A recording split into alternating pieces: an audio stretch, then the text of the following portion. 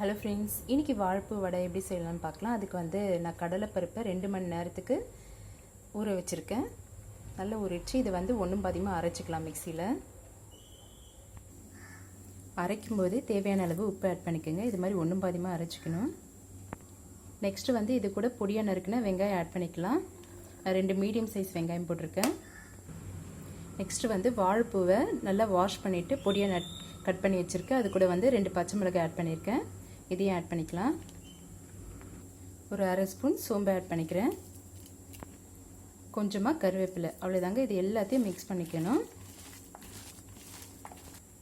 அவ்வளோதாங்க, எல்லாத்தையும் மிக்ஸ் பண்ணியாச்சு. சில பேர் வந்து வாழைப்பூவை வந்து மிக்சியில் அரைச்சி போடுவாங்க. நான் வந்து குட்டி குட்டியாக பொடியாக கட் பண்ணி போட்டிருக்கேன். இது ரொம்ப கிறிஸ்பியாக இருக்கும். ட்ரை பண்ணி பாருங்கள். இப்போ ஒன்று ஒன்றா எண்ணெயில் போட்டு வறுத்து எடுத்துக்கலாம். இப்போ தேவையான அளவு எண்ணெய் ஊற்றிருக்கேன். நல்லா எண்ணெய் நல்லா சூடாகணும். இப்போ இது மாதிரி தட்டி எடுத்து ஒன்று ஒன்றா போட்டுக்கலாம்.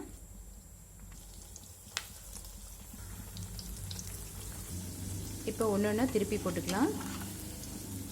ஹீட்டு வந்து மிதமான ஹீட்டில் இருக்கணும். அவ்வளோதாங்க, ரெடி ஆகிடுச்சு. இப்போ பிளேட்டுக்கு மாற்றிக்கலாம்.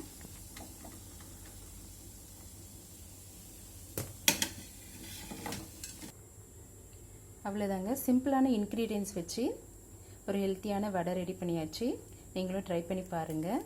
பிடிச்சிருந்தால் லைக் பண்ணுங்கள், சப்ஸ்கிரைப் பண்ணுங்கள். நெக்ஸ்ட்டு வீடியோவில் பார்க்கலாம். தேங்க்யூ, பாய்.